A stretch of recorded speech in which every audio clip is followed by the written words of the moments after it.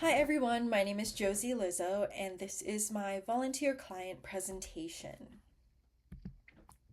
So, a quick table of contents. I'm going to be going over my client introduction, key findings for my sessions, skill development for my sessions, and then a conclusion. So, a quick introduction of my client. Her initials are CS, and she is a 47-year-old female and a woman that's going through premenopause, and she is interested in improving eating habits and her exercise routine for her body.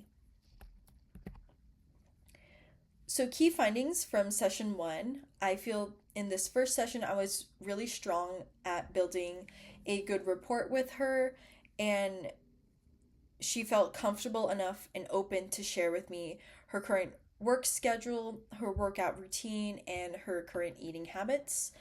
My client has a generally positive eating habits. She likes to have a smoothie blended with fruits and vegetables, along with a really strong breakfast in the morning with eggs and carbs to keep her energized throughout the day. And then for her workout routine, she strength trains 3 times a week.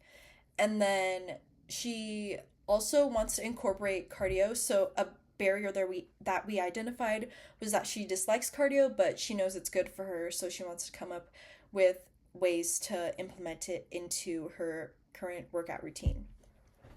So during this counseling session, some counseling strategies that I identified in this first session was change talk and that was her willingness to try new habits, make any changes, along with motivation, specifically to improve health and overall habits. So she was really motivated and eager to learn more about how to improve her health and overall habits. So, key findings from session two. I personally thought session two was a little more challenging just because it's I had already built rapport with her, so then it was mostly just following up and trying to come up with new questions and open ended questions, um, and just new things to find out from her that I don't already know. So, in the second session, I feel that I was successful in continuing engagement and building stronger comfort with my client as she was comfortable with sharing personal motivations. I remember asking a scaling question, and I had asked like what would increase your number. She had said a 7, and then I had asked like what would increase it to a 9 or 10, and she was comfortable enough to share her personal motivation, which was specifically having a boyfriend. So she was saying that she'd be more motivated by both health and desire to feel confident, which is a valid motivation. You know, if that motivates her, then that's what motivates her. So I feel also that I was really good in handling how to respond to that moment in my session, just because it did catch me off guard, but um, in reality, that can be a real motivation for people. So that was good practice for me, um, for her to throw something at me like that and how I should respond. So, yeah. She also responded positively to simple changes like snack swaps. When running through her diet recall, she had mentioned that she is addicted to cheese and that when she makes a quesadilla for her son, she has to make another one because she eats that one that's for her son. So we also identified ways to sort of handle self control and make possible snack swaps where she doesn't have to um like fight those not necessarily fight those cheese cravings, but to find more snacks that are more nutrient dense that she can incorporate to her diet. So, again, from session two, some counseling strategies that I identified was ambivalence. There was hesitation with cardio and sharing personal factors. Um, for cardio, we did settle on a goal of at least once a week having 10 minutes of some sort of cardio, whether that be the row machine, elliptical, or treadmill, just some form of cardio to get her heart pumping. So she was a little hesitant with that, but once she did it, she said that she felt good after doing it. And then also sharing personal factors like how a partner would increase her motivation. Barriers that I identified in this second session was her cardio preference and need for good guidance. Again, same thing. Implementing that 10 minutes of cardio once a week.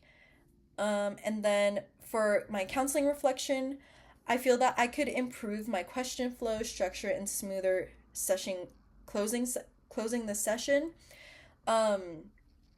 Just because I was really more focused on actively listening and paying attention to what my client was saying rather than following the flow and structure of my questions. So in the future, I could try doing both, asking more structured questions, like having like a set of questions that's structured, not just jumping all over the place, and also listening to my client.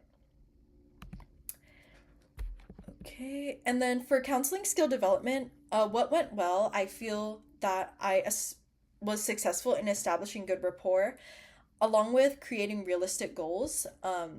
She said that once in her follow-up session that she felt pretty good about implementing the strategies we had came up with in the first session, so that's good. And then what could have been improved, I said keeping the client more engaged, just because I feel like I was asking questions that were a bit repetitive. So maybe instead of me asking all the questions, maybe practicing some reflection and really understanding my client and reflecting that I am understanding.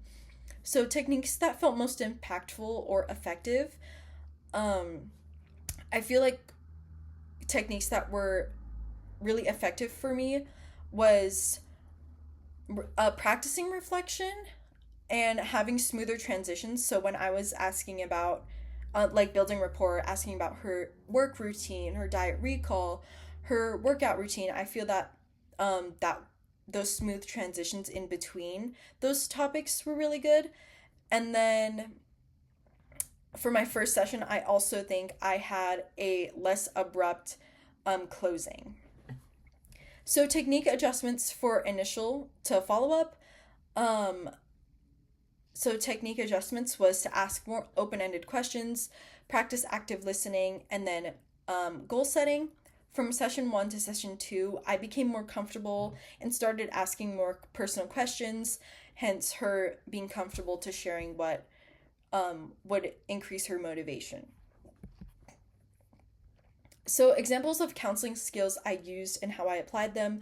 I used open-ended questions, and those were used to explore the client's daily routine, eating habits, and motivations. I also worked together with my client to establish goal setting, to create realistic goals, hence implementing 10 minutes of cardio and those food swaps to help with her cheese cravings. And I also practiced active listening and reflected and built off my client's response to keep the conversation client centered. And then awkward moments or barriers or resistance and how I adapted. So my client, she asked for a lot of direct nutrition advice, so I did my best to provide the best nutrition advice I could. And I also, some moments that I struggled with was maintaining flow and asking follow-up questions, along with hesitation when discussing personal motivations, and then closing my session in my second session just felt really abrupt. And then for my conclusion, I learned that the importance of building rapport can create a comfortable and open environment for a client. So it's really important to really get to know and understand that client at the foundational level. I feel that I improved confidence in guiding conversations and setting realistic client-centered goals. I was able to recognize the need to strengthen my asking open-ended questions and session flow and structure. And overall, I was able to gain insight into balancing motivational interviewing versus giving direct advice, which I think is really important as future dietitians to be able to find that sweet spot for giving direct advice, but also understanding the patient or client. And yeah, that concludes my presentation. Thank you for watching.